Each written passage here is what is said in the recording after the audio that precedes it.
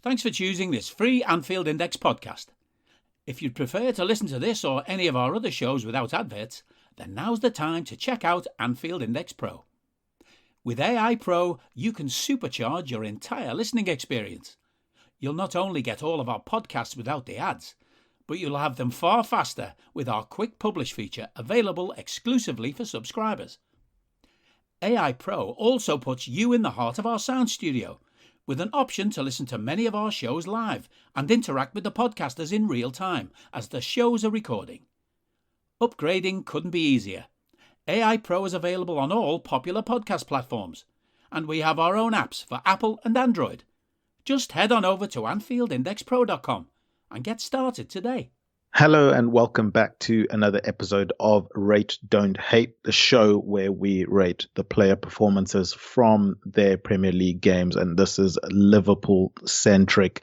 I'm joined by the James Milner of this podcast. He's been here since the beginning and he'll be here long after I'm gone, that's for certain.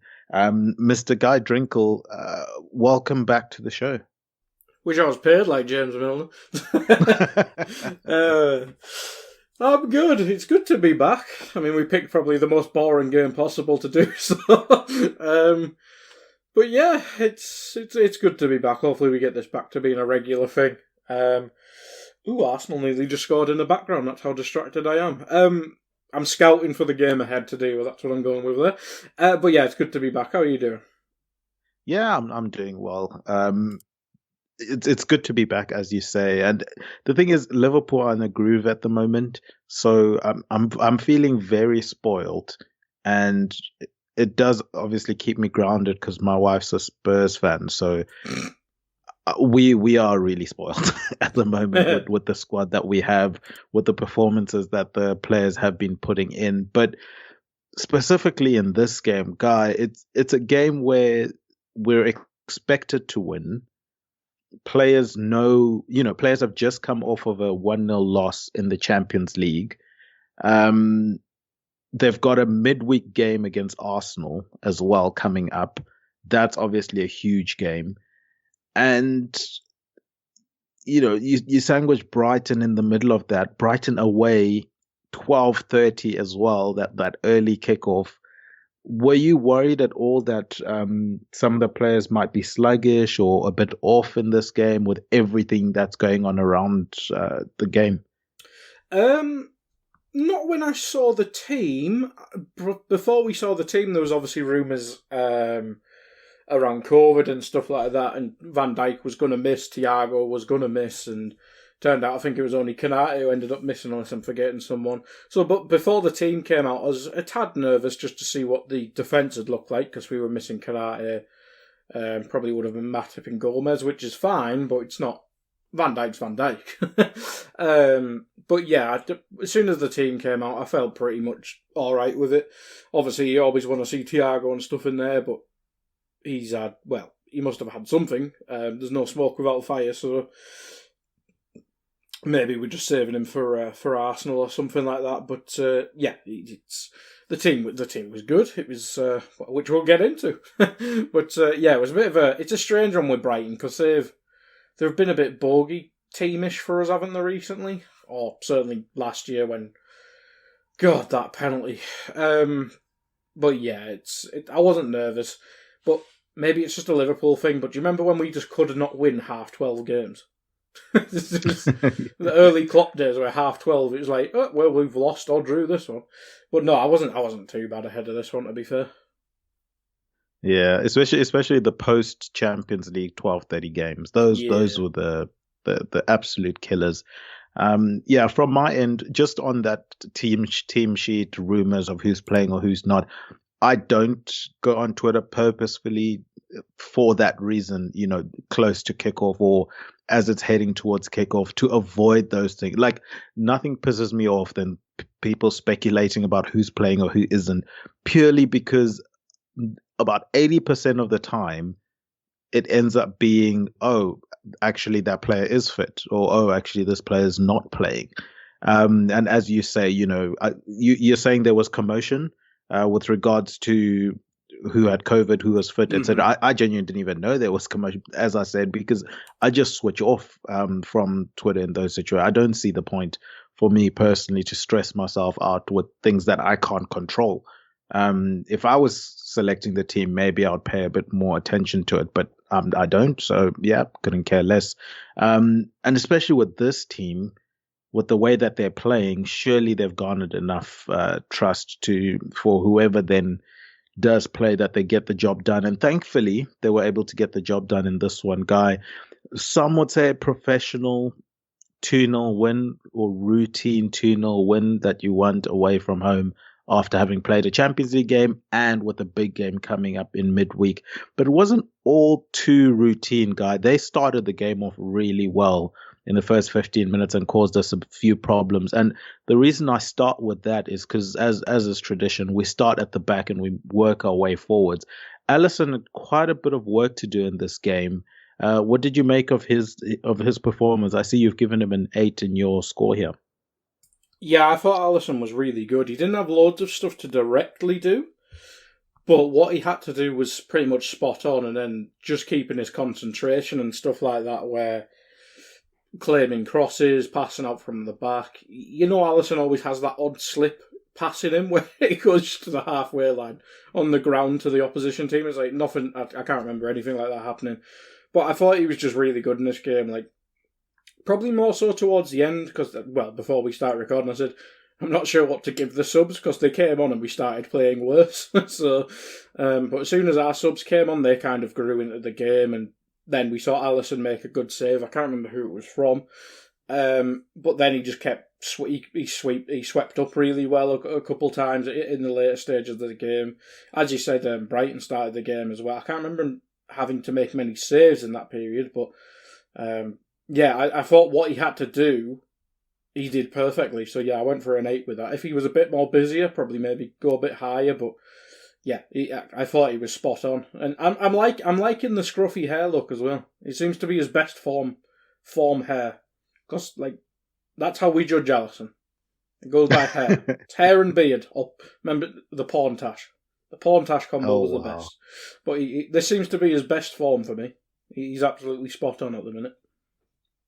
And just in time for a very, very important time of the season for us. So it's good news.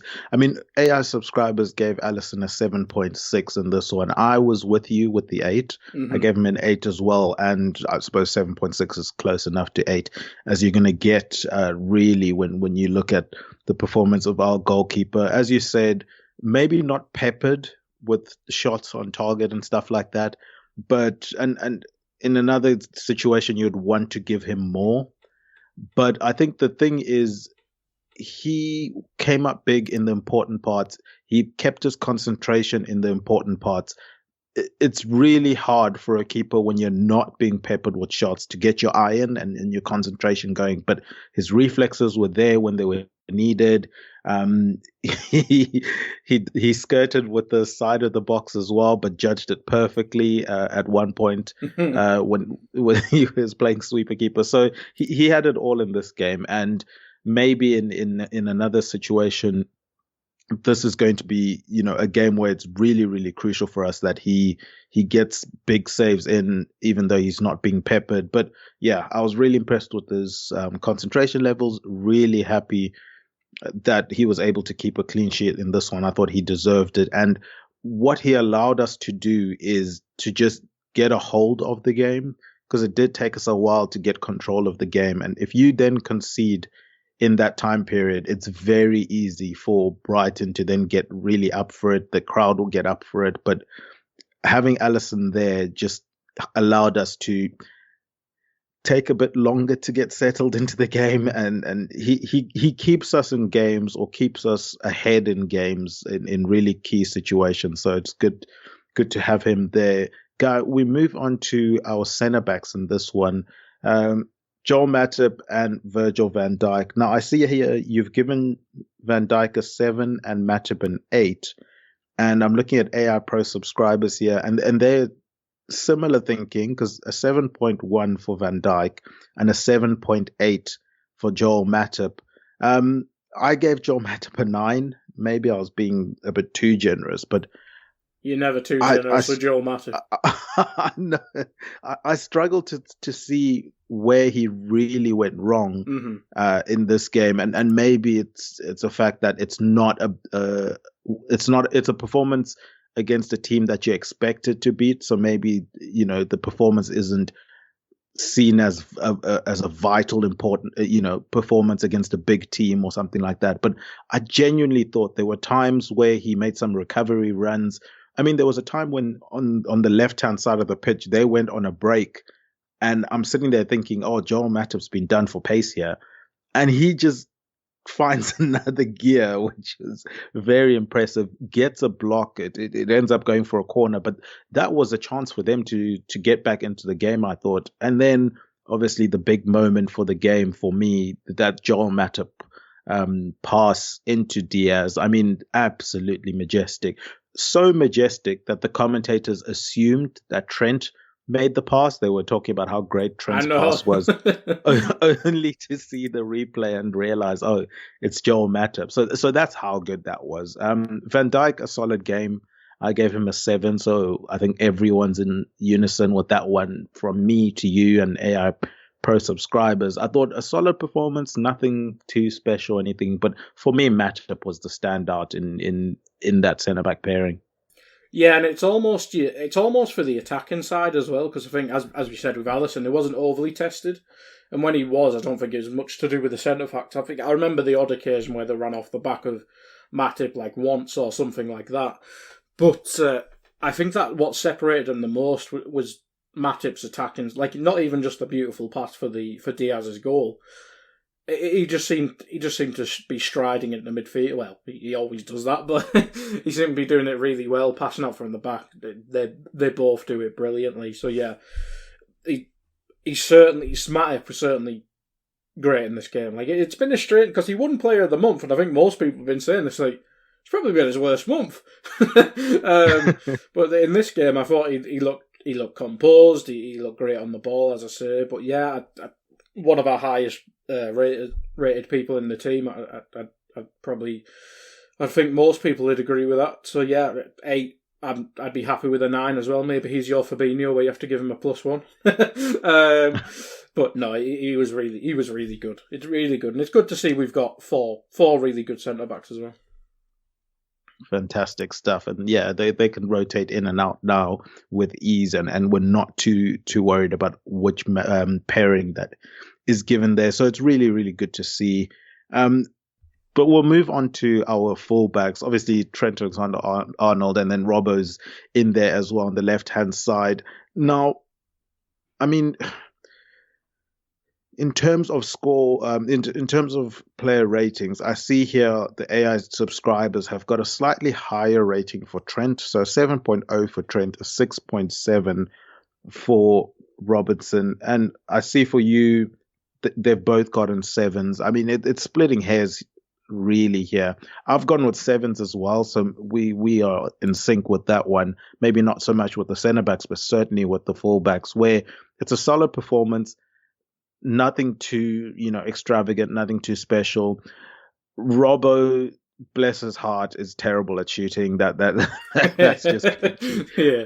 I mean, the amount of chances he gets, he's getting to that point where, like, there was a time when Joel Matip used to always get headers from corners and just never used to put one in. And you're thinking, he's due one. Surely he's due one. I mean, surely Robbo is due just, a goal where Trent floats it all the way across the box and Robbo has to, just blast it into the top corner at some point in time. But I don't think this game was necessarily anything to write home about for the fullbacks. I think they were held to be honest in this game because you had the likes of Lamptey bombing forward on the right-hand side and then Solly March stepping in there as well. Am I being harsh here? Was there anything that stood out for you with them? Not stand out, no. I think they both defended really well. As you say, Lamptey's a huge threat, but Cucurella gets forward quite well on the other side as well. They didn't really play with wingers that much. I think March kind of did, but most of their threat came from the narrow position, so I don't think they had loads to do defensively, but I think they They held the centre-backs at times. I thought they were just both fine.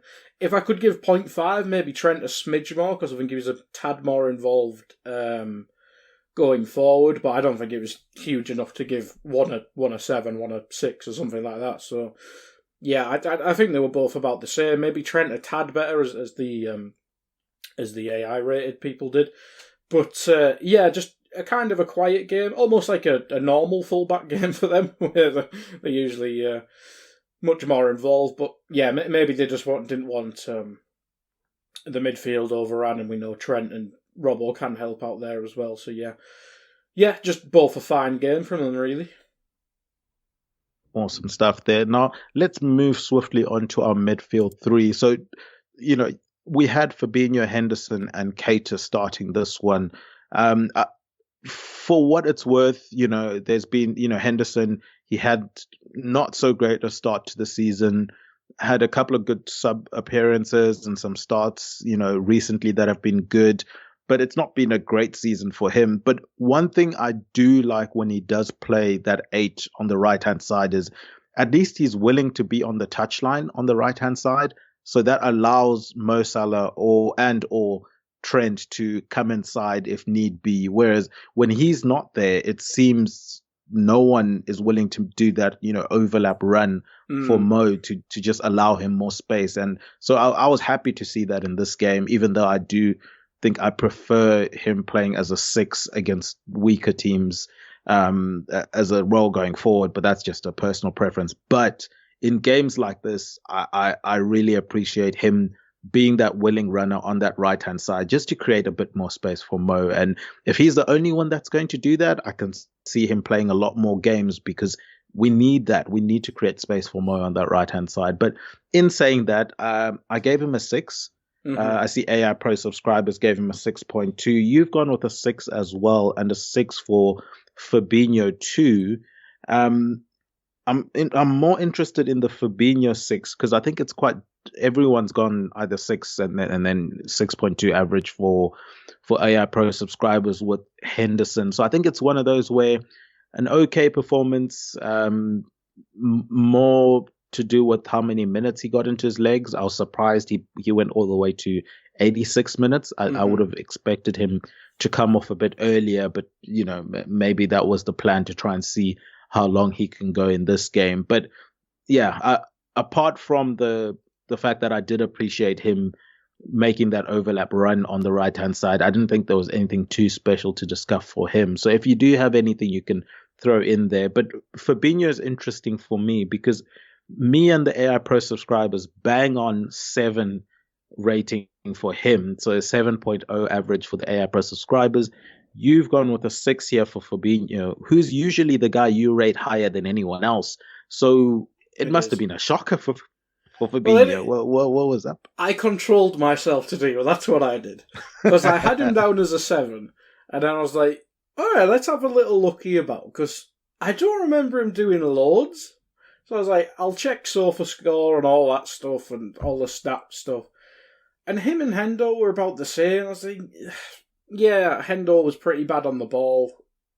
But Fabinho, obviously different roles and stuff like that. But I just don't remember Fabinho doing loads. Like, although the middle was congested, I felt like I don't remember him smashing. Do you know them Fabinho tackle where you just remember the tackle? I don't remember loads of them in this game. So yeah, I thought it was almost a quiet one from Fabinho, and it's just a strange one. Whereas the next midfielder, I think I remember him being much more busier. But I had Fabinho as a 7 because initially I thought, probably still do. I think he played probably better than Henderson, but I don't think he was that much better that I could put him the same rating as Naby, which we'll talk about in a sec. So I kind of just defaulted to a 6. I don't think he was bad by any stretch. I don't think Henderson was too bad. I think, well, some passes Henderson played were really bad. I'm sure people remember when we were on the break, and he put it out for a throwing. But yeah, I thought it was just a strange game from them both. I think if I could do 6.5, I'd probably do that for Fabinho. Too many F's in there. But yeah, Henderson, yeah, it's not been the best season from him, as you say, but he's probably starting. No, I say starting on past glories. That's probably a bit harsh, but well, the way Naby's playing and Thiago and Fabinho usually defaults if everyone's like fit and not in rotation and stuff like that. But it's nice to have. But I'd say it's between Naby and Hendo for that other side. I think Klopp would pick Henderson 99% of the time. But yeah, I just thought it was almost a muted game from Fabinho, whereas Henderson, I think he worked well off the ball, but on the ball he was kind of bad.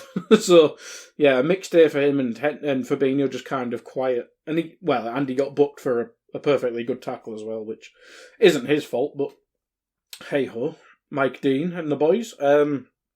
But yeah, I don't think it was the best day from them two. That's how I'd put it. Yeah, that's fair enough. The interesting thing, I do appreciate the Fabinho yellow card that he did get, because they were on the counter attack and he was basically saying either you or the ball's going past, not both. And those kind of tackles from your defensive midfielders are needed at certain points, and being able to judge when you make that challenge, I think is really, really good to see. Many players, you see them just let someone go past because they don't want to take a yellow card there. So good note there for him on that one. But yeah, other than that, let's move on to the midfielder that I think everyone would prefer us to talk about a lot more. Although I'm wondering if we have some sort of rose-tinted glasses for Naby Lad, because Naby gets a 7 from you. He gets an 8 from me, but AI Pro subscribers don't seem to agree with us. They've got a 6.5 for him. So they've said Fabinho 7, Henderson a 6.2, and Naby a 6.5. So not as highly rated as yourself or me for Naby in this game. From my perspective, I thought he was driving with the ball really well. I thought he was covering defensively really well. In that position on the left-hand side that we know isn't necessarily the most creative position in terms of being on the edge of the box, getting shots away, or, those last passes in the final third. That tends to be more on the right-hand side of our midfield three. The one on the left is more control the tempo of the game, make sure you're covering spaces, and make sure you're making runs for people and always being available for the ball. So from that perspective, I thought he executed that really well. What was your thinking for your 7 for Naby?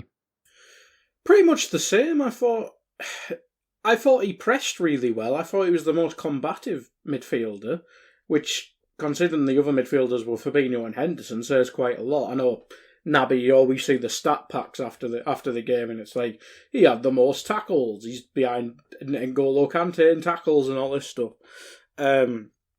But I thought that was quite evident in this one. He just seemed to be a bit everywhere, really. Like he was I'm pretty sure he pressed the goalkeeper about 200 times, which you don't really see that often. But yeah, normally it gets obviously we're away, but if that was at Anfield, I think you'd have people appreciating that more.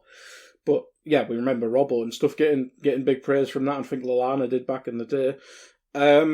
So yeah, it's just, I thought he was really good. He kept the ball the most out of the starting midfielders, at least. I haven't checked the subs, which in a game which was very much compacted in the middle, I think was quite important, because, as we mentioned earlier, Henderson was quite sloppy on the ball. Even Fabinho sloppy on the ball. He had 77% accurate passing. Henderson had 70, and just to get Naby, he had 85. So bit of a stark difference there, especially to Henderson, in a game where Yves Bissouma's there. I can't remember any other midfielders for Brighton. Alzate there. McAllister was quite good when he had that nice turn at the start. So it was a very compacted area, as I keep saying. But yeah, I thought Naby was really good in keeping the ball for us, especially in them scruffy periods. Obviously, he wasn't there for the second one, but the start of the game, I thought he was the one just trying to regain control of the game, and he obviously did. He obviously got us the penalty as well, because it's his shot that Bissouma saved. So yeah, I don't think it was like a a magnificent game from him. That's why I didn't go up to an 8, because I thought there was better players in our team, but I don't think anyone played to their maximum. But I thought he was really good in quite difficult circumstances for our midfield. So yeah, that's why I went higher with him than the other two. But no, I thought he was great. I think the only if he played the whole game, that's probably how you'd get the higher ratings. But with Naby, with Thiago, even Henderson, I'm fine with them getting subbed because you have to protect them. You certainly have to protect them. Make sure that they're available for the games that really, really matter. But I guess in the Premier League, every game matters for us when we're chasing Manchester City. Maybe from the subscribers' point of view, I'm trying to think from their point of view why it's not as high as rating as myself and you. Maybe it is to do with the fact that Naby's always been associated with, or criticized for how many goals or assists he's getting. And but my defense again is that wasn't his role in this game. So it will be interesting to hear if you do. I don't think it's only been his role, probably the Man United game off memory, isn't it? Or in the Premier League, certainly. It's strange, isn't it? But that's always been what he's judged by throughout his career at Liverpool. Yeah, absolutely. But yeah, guys, if you do have thoughts on if you were someone that did rate Naby a bit lower, if you do want to share your thoughts with us, we'll do plugs at the end of the podcast. Do share your thoughts with us. But we'll move on to the front line, and we'll start off with Sadio Mane, who starts down the middle again. Guy, what are you making of his performances there, and what did you make of his performance against Brighton, playing as that focal point up the middle? A 7 for you for Mane, a 6.4 from AI Pro subscribers. I've gone with the 7 as well. But yeah, or maybe I'll just jump in here. I think they did a lot of decent creating, but making wrong decisions when it really matters with the last pass or the shot itself. So maybe I was being a bit generous with that 7 looking back. I think I'm leaning toward, Air Pro subscribers, as I mentioned, they've given us 6.4. I think that's probably a bit better. Like if we could give 6.5s, we know the panel here, we have to go with whole numbers. But if we could go 0.5s, I probably would be leaning more 6.5 than 7. But I just thought maybe going all the way down to 6 would be a bit too harsh. But yeah, I think his decision making was off in this game. But I did think at times he was stretching play when we needed it to be stretched. He was trying to link up with everyone. And as I said, until that final pass, I thought they were doing well up front. And that probably goes towards my discussion on Mo Salah as well, because he scores the penalty, which is fantastic. And I think I'm now at that point, and it's been for a couple now, but at that point where I'm very comfortable with Mo Salah taking penalties, whereas go back a year or two, I used to be so nervous when he would step up to take a penalty, just because to me, and I've mentioned it before, Salah is more really good at getting into goal scoring positions than necessarily being just an outright lethal striker in terms of shooting technique. And, you might disagree with that. That's fine. But in terms of, you get guys like a Van Nistelrooy, Thomas Muller, Lewandowski, that are just natural finishers that can put the ball in the net with really good technique at any point in time, regardless of, how they're playing in the game. Mo Salah, I think, is really good at getting into positions for him to take shots. And that then, the volume comes from that than necessarily being a really clinical technique striker, so to speak. So I think that's probably where my fears of his penalties stemmed from. But you can see the confidence that he steps up to penalties now. You can see in terms of shooting technique with penalties, he's definitely worked on that side of the shooting technique. You can't dispute that. And he scores them everywhere in the goal. So I don't know how keepers can even guess or take an educated guess where he's going to go, because he goes left, he goes right, he goes down the middle. This time he chose to go down the middle. He keeps them guessing, Guy. He really does, and I think people noted he's changed his penalty technique. I can't remember the game. Was it Leeds? It must have been Leeds, and he shot 2 penalties in that one. I think people pointed out he maybe changed, because he used to just be kind of run and just laces through it, whereas recently I think he's a bit more poise. Is that the right word? Technical, probably better. Yeah. But the one in the cup final, that was pretty much a perfect penalty, and this one, yeah, I don't rate that keeper at all that much, but yeah, just straight down the middle. I think he probably does favour the right hand side, and that's why a lot of his pens do go there. But he just sends one up the middle every now and again, just to throw people off the scent, as you say. But no, and if you watch, he does. What I think allows him to then go down the middle is he leans his body to the right. So from a keeper's perspective, the keeper follows the body movement, and he goes with Salah's body, and Salah just keeps his foot open, right at the end. So yeah, as you mentioned, working on that technique, it's really showing at the moment. Yeah. Shame about the rest of his game. Yeah, it wasn't great, Guy. Talk to me about that, and maybe that's where that 6.5 average rating comes from AI Pro subscribers. As we mentioned, Mane got a 6.4 from them, so very similar to Salah. I think it's same sentiments where, apart from the penalty, the decision making was off on when it came to the final shot or the final pass. Yeah, I think more mainly in this regard. I think you just got to look.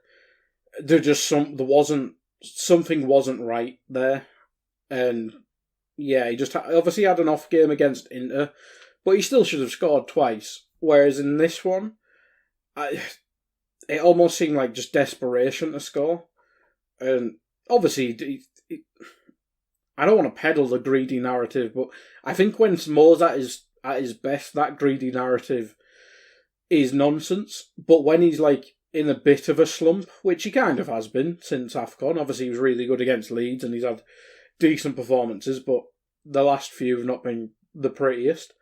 I think that's where you see the real desperation coming out, and I think this was probably the worst of the lot.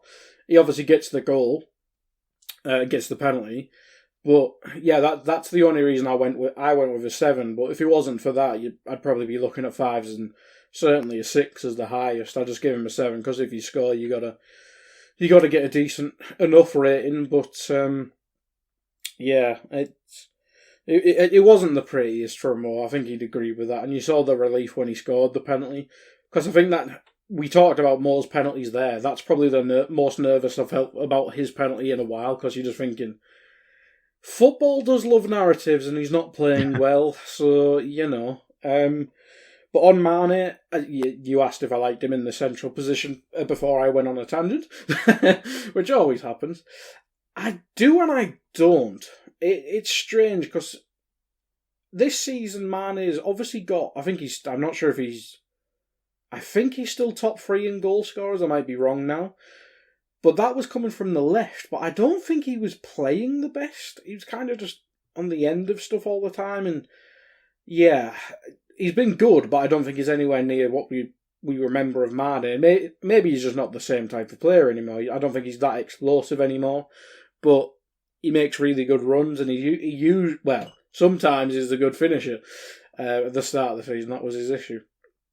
But in terms of the central one, we've mentioned this across the years doing this today, where sometimes he goes superhero mode, and I think when he's playing in the middle, that kind of goes default, because you're always involved in the middle. Like sometimes his touch was off, as you mentioned, his decision making was off, but I thought he was quite clumsy with the ball, and I checked the stats afterwards, and I think he was literally our best player in terms of ball retention. So I must have just been, maybe the pass was sloppy, but it still got to some people, or maybe I'm just misremembering and making stuff up, which is very possible.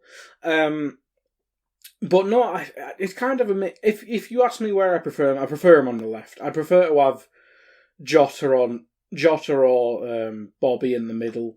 But it's a good option to have, and obviously this is only 3 or 4 times he's played this role, so he's still got to develop it. He's still got to get used to it, get natural at it.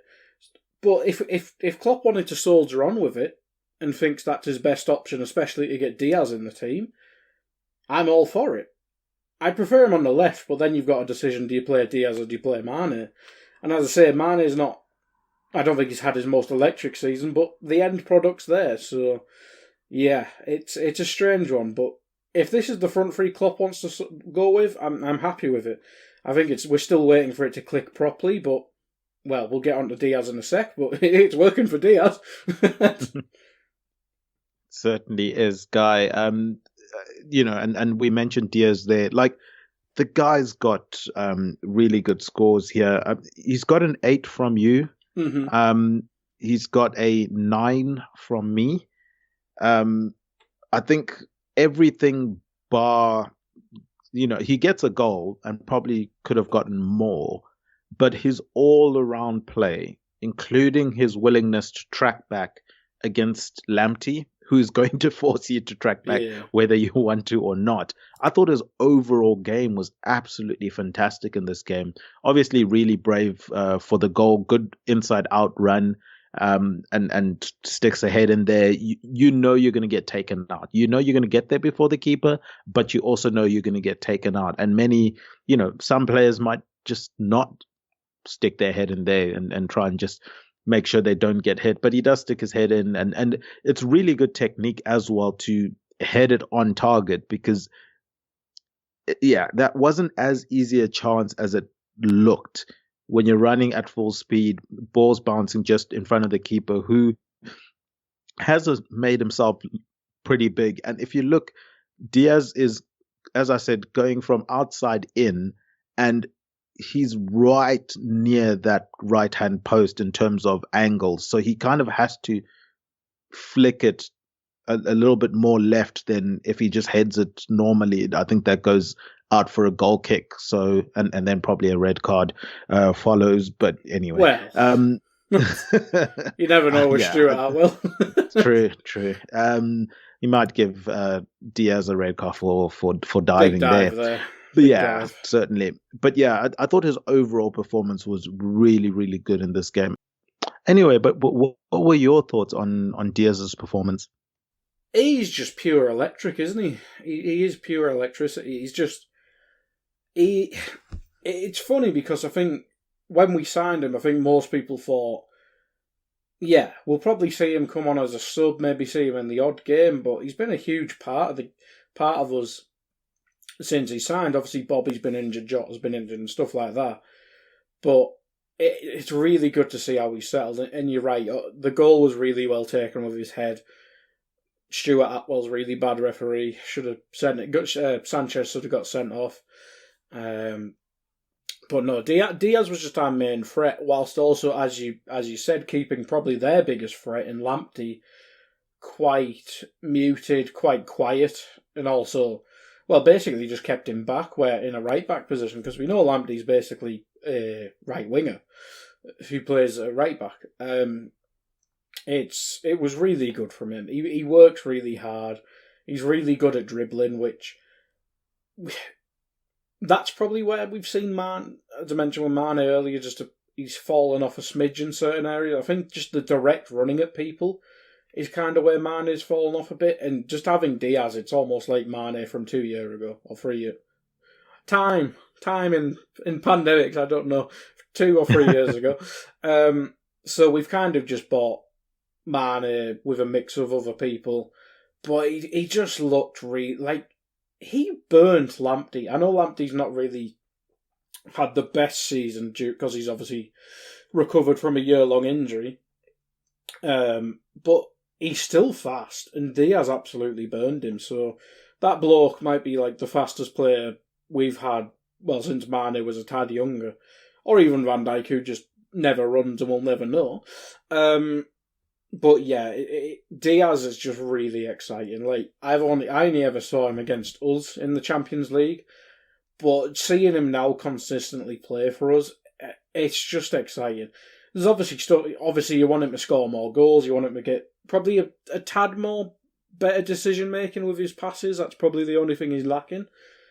But we're a month and a bit in. It's scary how impressive he's been. Like imagine when he's found a connection with Mane, with Salah, with Robertson. It's going to be scary, but no, he's certainly in the conversation man of the match. I think most people probably have him in a conversation of one as man of the match. But he's really exciting to watch, and I can't wait for him to even settle even more, because I think people have said his English isn't that great. I think Robbo said he can't understand a word he says.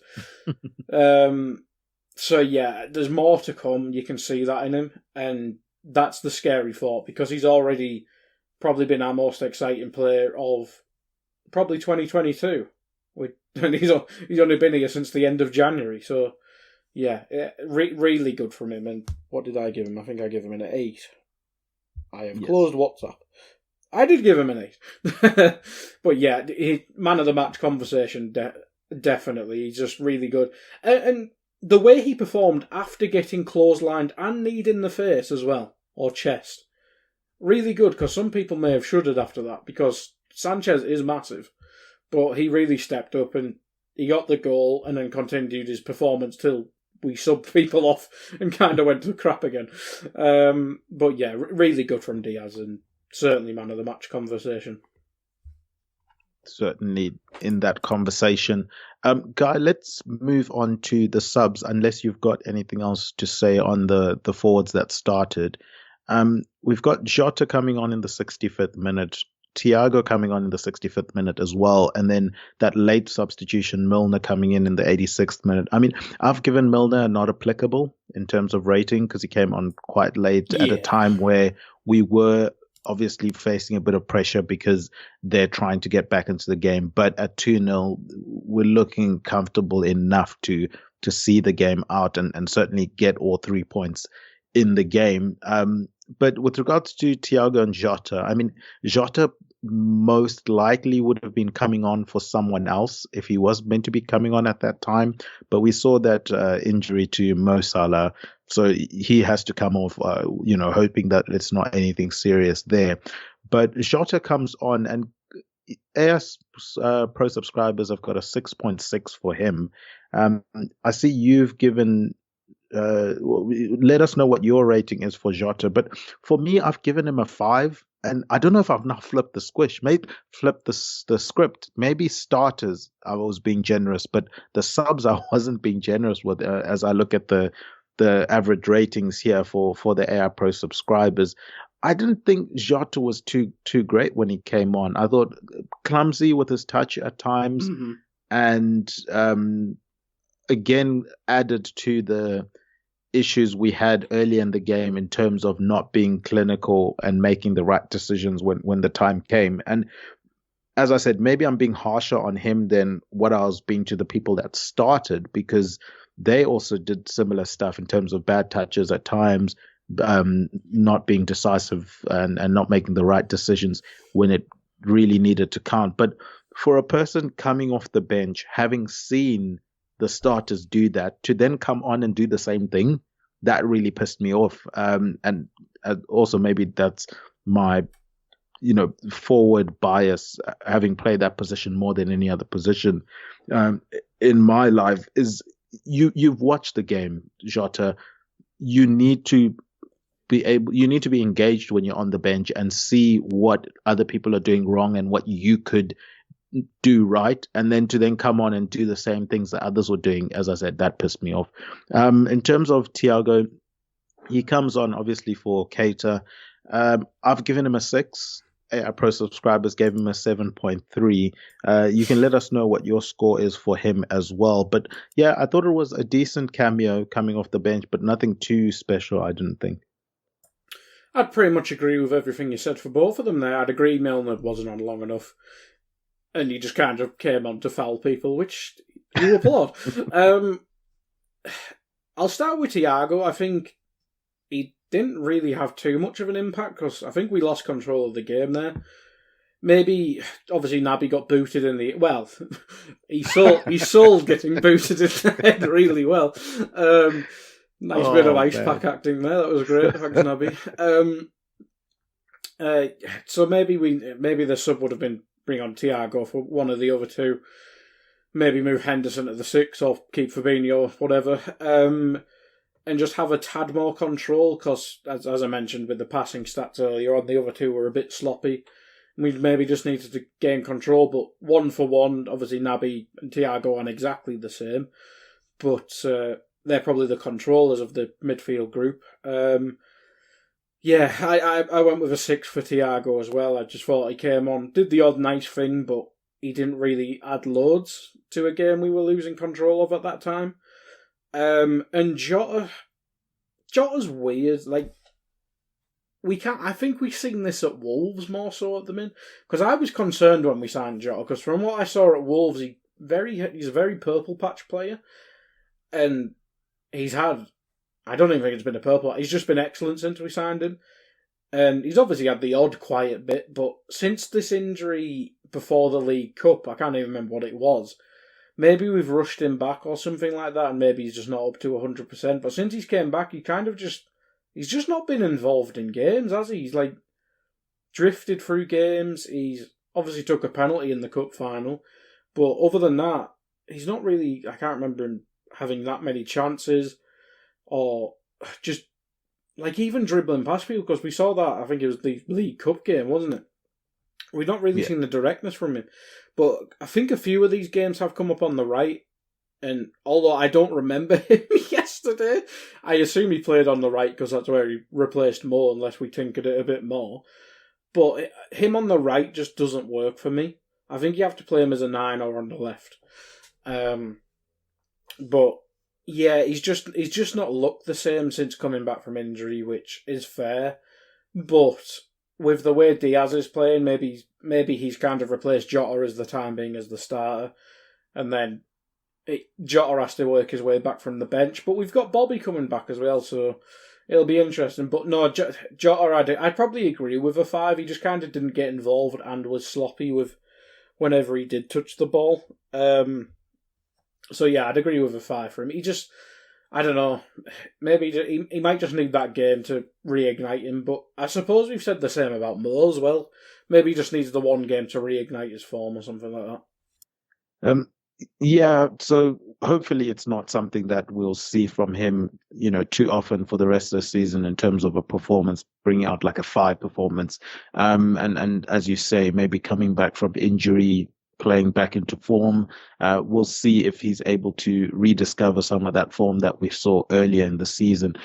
But Guy, I think in terms of the player predictions, that's going to do it for us. But before we go, do you have a player of the match for this one? I mean, mine's pretty obvious. I've gone with Luis Diaz, giving him the only 9, looking at my scorecard here, of the Liverpool players. As I said, I thought his overall performance was absolutely fantastic.